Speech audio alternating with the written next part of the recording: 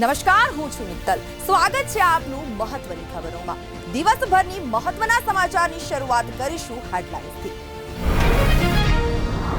ભારતમાં નવા વેરિયન્ટ JN.1ની એન્ટ્રીથી કેન્દ્ર સરકાર સતર્ક બની. મનસુખ માંડવિયાએ અનેક મહત્વપૂર્ણ સૂચનાઓ આપી. રાજ્યના કેટલાક ભાગોમાં સામાન્ય વરસાદ થવાની શક્યતા. 3 દિવસ વાદળછાયું વાતાવરણ રહેશે. ગાંધીનગરમાં મંત્રીઓની ઓફિસ પણ સુરક્ષિત નથી. મંત્રી કુંવરજી બાવળિયાની ઓફિસમાં ચૂર. પીએમ મોદીએ ઉપરાષ્ટ્રપતિ ધનખડ સાથે ફોન પર વાત કરી. ઘટનાને દુર્ભાગ્યપૂર્ણ ગણાવી. ભારતના અગ્રણી મેન્યુફેક્ચરિંગ પાવર બનાવવામાં ગુજરાતનો મહત્વનો ફાળો. કોલિયર્સ ઇન્ડિયાએ ભારતના ઉત્પાદન ક્ષેત્રના વિકાસ અંગે એક અભ્યાસ કર્યો. ઇન્ફ્લુએન્ઝા અને કોવિડ-19 જેવા શ્વસન સંબંધિત બીમારીઓને ધ્યાનમાં રાખી અને કેન્દ્ર સરકાર એલર્ટ મોડ પર આવી ચૂકી છે. દેશમાં કોરોનાના નવા વેરિયન્ટના કેસ સામે આવતા જ કેન્દ્રીય આરોગ્ય પ્રધાન મનસુખ માંડવિયાએ રાજ્ય અને કેન્દ્ર શાસિત પ્રદેશોના આરોગ્ય પ્રધાનો સાથે આરોગ્ય સુવિધાઓ અને સેવાઓની તૈયારી અંગે ઉચ્ચ સ્તરીય સમીક્ષા બેઠક યોજી હતી.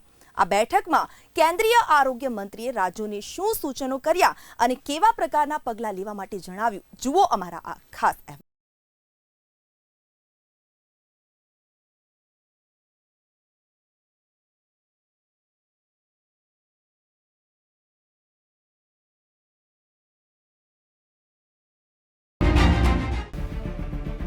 ભારતમાં નવા વેરિયન્ટ JN.1ની એન્ટ્રીથી કેન્દ્ર સરકાર સતર્ક બની છે, જેના પગલે રાજ્યોના આરોગ્ય મંત્રીઓ સાથે આજે કેન્દ્રીય આરોગ્ય પ્રધાનની બેઠક કરી છે, જેમાં દેશના તમામ રાજ્યોમાં કોરોનાની સ્થિતિ અંગે સમીક્ષા કરવામાં આવી હતી. બેઠકમાં કેન્દ્રીય આરોગ્ય મંત્રી મનસુખ માંડવિયાએ અનેક મહત્વપૂर्ण सूचनाओं આપી હતી. अभी एक अहम मीटिंग ली है जिसमें हमारे राज्यों के सारे हेल्थ मिनिस्टर जुड़े हुए थे और यूटीज भी जुड़ी हुई थी, और उसमें जो कोविड-19 की अभी की जो सिचुएशन है उसके ऊपर डिटेल में डिस्कशन हुई. सेक्रेटरी साहब की प्रेजेंटेशन हुई और उसकी समीक्षा हुई. उसमें हर पहलू पे बातें शेयर की गई. आज की सिचुएशन ये है कि देश में एज पर आवर रिकॉर्ड्स लगभग 2300 एक्टिव केसेस हैं. कल कोई 519 केस रिपोर्ट हुए हैं. इसके पहले 2 हफ्ते में 10 दिन में 110 इस तरह से केसेस आते हैं, लेकिन ट्यूसडे की रिपोर्टिंग वीकेंड की कई बार हाई होती है. ये वो भी हो सकता है, लेकिन हो सकता है कि प्रभाव इस सिचुएशन में इस स्वरूप में कोविड-19 का बढ़ रहा है. ये हो सकता है. केरल में केसेस हैं, तमिलनाडु में हैं, कर्नाटक में हैं, खासकर गोवा में भी थोड़ा कंसर्न है. तो एक नए थोड़ी सी आउटब्रेक ज़रूर सामने आई है, और ये भी देखने में आया है कि इस बार जो आउटब्रेक है वो हो सकता है कि एक सब टाइप है जो BA 2.86 का वेरिएंट आगे जो स्वरूप लिया उसने सब टाइप है JN.1, उसकी वजह से ये अपसर्ज हुई है. बाहर के देशों में भी ये वेरिएंट आना शुरू हुआ है. जैसे US में 15 से 25% में कहा जा रहा है कि अब आ गया है. कोई घबराने वाली बात नहीं है पहले तो, क्योंकि इस वेरिएंट की जितनी भी अभी तक समझ है फैलने की क्षमता रख रहा है, लेकिन माइल्ड डिजीज करता है, खांसी जुकाम ही करता है. सीरियस डिजीज का इसका स्वरूप अभी तक जितना हम जानते हैं बिल्कुल नहीं है. हम अगर टोटल पिक्चर देखें तो सारे ही केसेस में से 91% मतलब 91-92% लोग घरों में ही हैं, अपनी नॉर्मल प्रक्रिया कर रहे हैं, खांसी जुकाम को वहन कर रहे हैं, और वजह से भी आता रहता है. सर्दियों का सीजन है, और जो भी डेथ्स हुई हैं पिछले 2 हफ्तों में टोटल 16 डेथ हुई हैं. સમીક્ષા બેઠકમાં કેન્દ્રીય આરોગ્ય મંત્રી મનસુખ માંડવિયાએ જણાવ્યું કે અત્યારે એકબીજા સાથે મળીને કામ કરવાનો આ સમય છે. તો આ સાથે જ તેમણે જણાવ્યું કે આપણે સતર્ક રહેવાની જરૂર છે, પરંતુ ગભરાવવાની જરૂર નથી.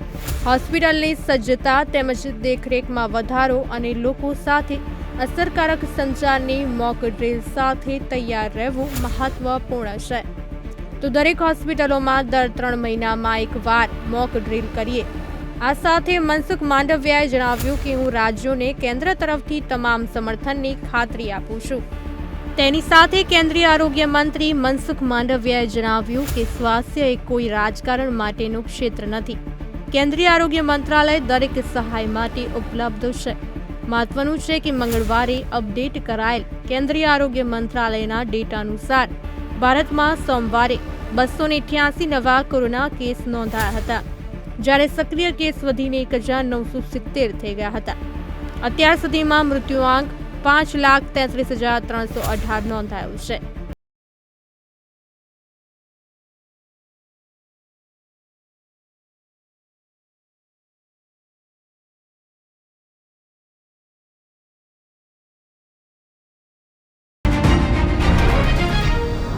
રાજ્યના ખેડૂતો માટે ફરી એક વખત માઠા સમાચાર સામે આવ્યા છે. હાલ જ્યારે રાજ્યમાં શિયાળાની ઠંડી જામી રહી છે, તેવામાં કેટલાક ભાગોમાં વરસાદ વરસે તેવી આગાહી વ્યક્ત કરવામાં આવી છે. હવામાન વિભાગે ફરી એક વખત કમોસમી વરસાદને લઈ મોટી આગાહી કરી છે. હવામાન વિભાગે કયા વિસ્તારમાં વરસાદ વરસશે તેવી આગાહી કરી છે. જુઓ અમારા આ ખાસ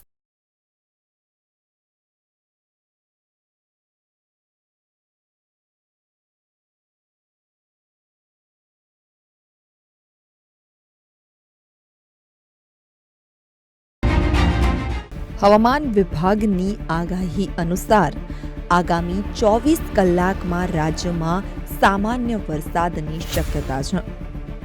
હવામાન વિભાગની આગાહી અનુસાર સૌરાષ્ટ્ર તેમજ કચ્છમાં સામાન્ય વરસાદની શક્યતા વ્યક્ત કરી છે. રાજ્યમાં અનેક સ્થળોએ ભારે પવન ફૂંકાય તેવી પણ સંભાવના છે. અમરેલી, રાજકોટ, પોરબંદર, દ્વારકા, કચ્છમાં સામાન્ય વરસાદની શક્યતા વ્યક્ત કરી છે. રાજ્યમાં અનેક સ્થળોએ ભારે પવન ફૂંકાય તેવી સંભાવના છે. તો ભેજના કારણે વાદળછાયું વાતાવરણ રહે તેવી પણ હવામાન વિભાગે આગાહી કરી છે. તો હવામાન વિભાગની આગાહી અનુસાર આગામી 3 દિવસ વાદળછાયું વાતાવરણ રહે તેવી સંભાવના છે. હવામાન વિભાગ શાસ્ત્રી અંબાલાલ પટેલના જણાવ્યા અનુસાર 23 ડિસેમ્બર સુધીમાં કમોસમી વરસાદ પડે તેવી સંભાવના વ્યક્ત કરવામાં આવી છે. હવામાનને લઈ કરવામાં આવેલી આગાહીના પગલે જગતના તાત ખેડૂતોની ચિંતામાં વધારો થયો.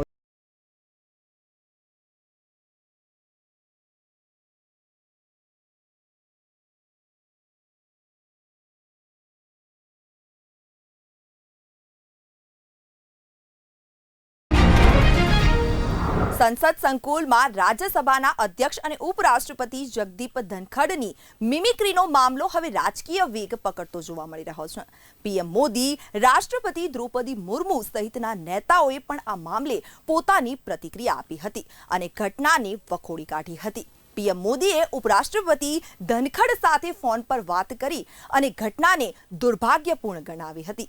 બીજી બાજુ આ મામલો હોબાળો મચતા જ મિમિક્રી કરનાર ટીએમસી સાંસદ કલ્યાણ બેનર્જીએ નિવેદન આપ્યું હતું. ટીએમસી સાંસદે શું કહ્યું, જુઓ અમારા આ ખાસ અહેવાલમાં.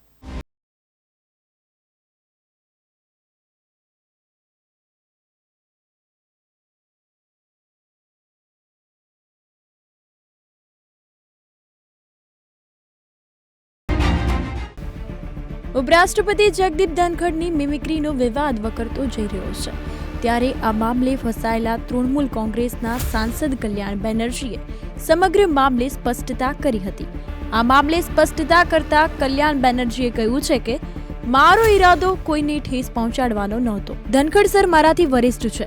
મને એ નથી સમજાતું કે તેમણે આ મામલાને પોતાની સાથે કેમ જોડી લીધો. બેનર્જીએ આ મામલે મિમિક્રીને પોતાની કળા બતાવતા કહ્યું કે પીએમ મોદીએ પણ આવું સંસદમાં પહેલા કર્યું હતું. હું તો સભાપતિ ધનખડનું ઘણું સન્માન કરું છું. Nearly 130 members of parliament have been suspended, and this is a mockery of the democracy. Protest was going on. It is a part of the protest. Mimicry is not unknown to anywhere.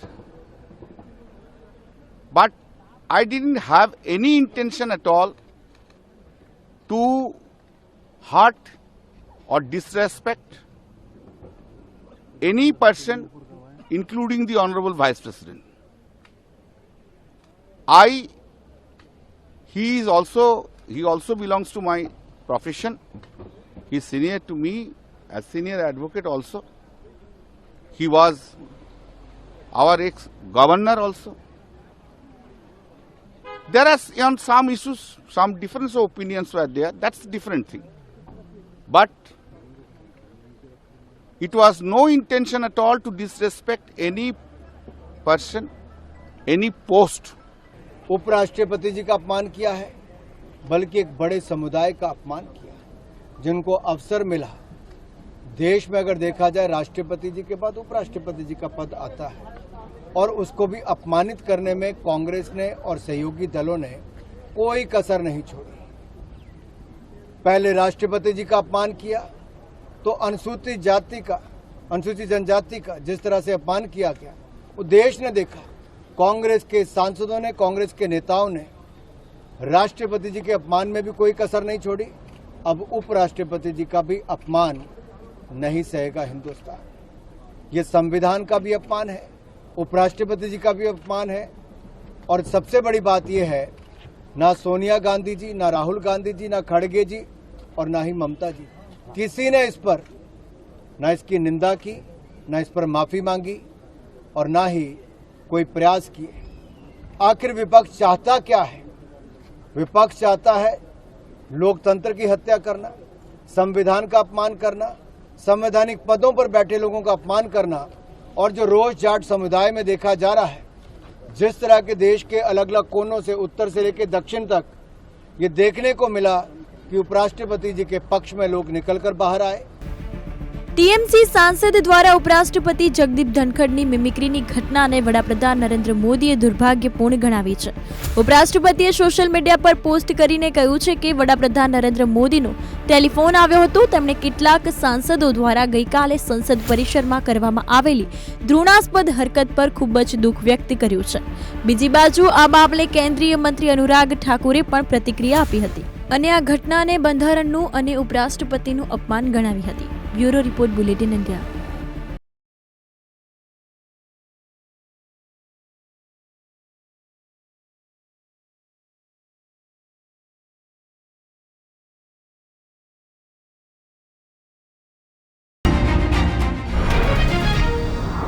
Gujarat સરકારના મંત્રીઓને ત્યાં જ ચોરી થતી હોય તો પછી સામાન્ય નાગરિકોના ઘર ચોરો માટે સરળ ટાર્ગેટ બની રહે છે।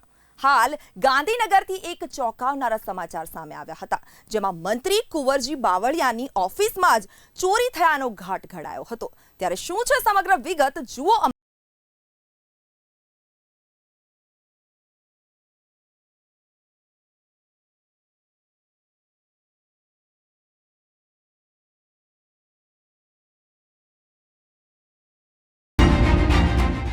ગુજરાતમાં અવારનવાર સામે આવતી ચોરીની ઘટનાઓ વચ્ચે હવે ગાંધીનગરનું સ્વર્ણિમ સંકુલ પણ સુરક્ષિત ન હોવાનું સામે આવ્યું છે। વિગતો મુજબ ગુજરાત સ્વર્ણિમ સંકુલમાં કેબિનેટ મંત્રીની ઓફિસમાંથી એક વેપારીના મોબાઈલના ચોરીની ફરિયાદ નોંધાઈ છે। ગાંધીનગરમાં આવેલ સ્વર્ણિમ સંકુલમાં કેબિનેટ મંત્રીઓને રોજના અનેક મુલાકાતીઓ મળવા આવતા હોય છે। જો કે મંત્રીઓને મળવા આવનાર મુલાકાતીઓને તેમના મોબાઈલ બહાર મૂકવાના હોય છે। આ દરમિયાન હવે મંત્રીની ઓફિસમાંથી મોબાઈલ ચોરીની ઘટના સામે આવતા હડકંપ મચી ગયો છે। વિગતો મુજબ કેબિનેટ મંત્રી કુંવરજી બાવળિયાની ઓફિસમાંથી મોબાઈલની ચોરી થઈ છે। 18 ડિસેમ્બરે સ્વર્ણિમ સંકુલમાં બાવળિયાના કાર્યાલય પહોંચેલ ગાંધીનગરના કુડાસણના વેપારીના 28,000ના મોબાઈલની ચોરી થયાની ફરિયાદ સેક્ટર 7 પોલીસમાં નોંધાઈ।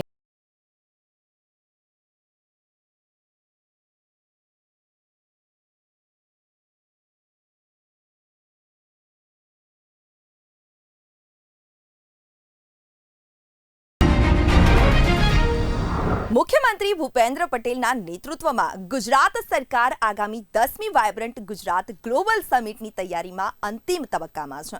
આ મહત્વપૂર્ણ સમયગાળામાં ગુજરાત સરકાર માટે એક મોટા અને સારા સમાચાર સામે આવ્યા છે। કોલિયર્સ ઇન્ડિયાએ ભારતના ઉત્પાદન ક્ષેત્રના વિકાસ અંગે એક અભ્યાસ કર્યો છે। કોલિયર્સ ઇન્ડિયાના આ અભ્યાસમાં શું વિગત સામે આવી, જુઓ અમારા આ ખાસ અહેવાલ।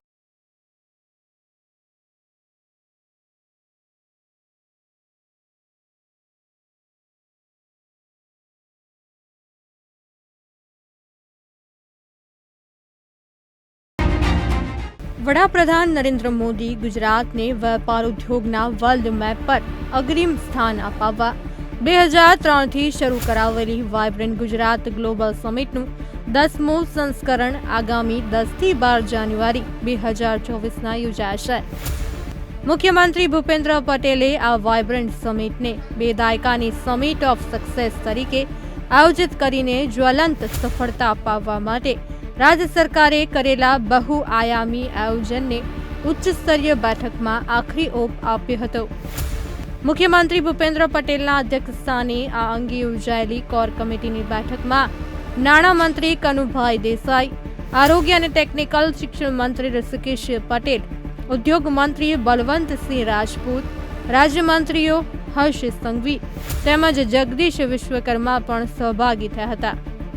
મુખ્યમંત્રી ભૂપેન્દ્ર પટેલના નેતૃત્વમાં ગુજરાત સરકાર આગામી 10મી વાઇબ્રન્ટ ગુજરાત ગ્લોબલ સમિટની તૈયારીના અંતિમ તબક્કામાં છે. આ મહત્વપૂર્ણ સમયગાળામાં ગુજરાત સરકાર માટે એક મોટા સારા સમાચાર આવ્યા છે. કોલિયર્સ ઇન્ડિયાએ ભારતના ઉત્પાદન ક્ષેત્રના વિકાસ અંગે એક અભ્યાસ કર્યો છે. આ અભ્યાસમાં તેમણે અનુમાન લગાવ્યું છે કે વર્ષ 2025થી 26 સુધીમાં ભારતીય ઉત્પાદન બજાર 1 ટ્રિલિયન સુધી પહોંચી શકે છે અને આ સિદ્ધિ મેળવવામાં ગુજરાત સૌથી વધુ યોગદાન આપે તેવી શક્યતા છે. કોલિયર્સે તેના અભ્યાસમાં એમ પણ કહ્યું છે કે ગુજરાતે વર્ષ 2023માં મેન્યુફેક્ચરિંગ સેક્ટરમાં સૌથી વધુ રોકાણ મેળવ્યું છે. મોસ્ટ પ્રિફર્ડ ડેસ્ટિનેશન ફોર મેન્યુફેક્ચરિંગમાં ગુજરાત પછી મહારાષ્ટ્ર બીજા સ્થાને અને તમિલનાડુ ત્રીજા સ્થાને છે. ભારતના મેન્યુફેક્ચરિંગ હબ બનવાની યાત્રામાં ગુજરાતના યોગદાન વિશે કોલિયર્સ ઇન્ડિયાના એક્ઝિક્યુટિવ ડિરેક્ટર અને એડવાઇઝરી સર્વિસીસના વડા સ્વપ્નિલ અનિલે જણાવ્યું હતું કે નવી ઔદ્યોગિક નીતિ હેઠળ ગુજરાત ઉત્પાદન ક્ષેત્ર માટે લગભગ 34.7% પ્રોત્સાહનનો અને લાભ ફાળવે છે અને અન્ય રાજ્યોની સરખામણીમાં ગુજરાતમાં સરેરાશ સેટઅપ ખર્ચ સૌથી ઓછો છે.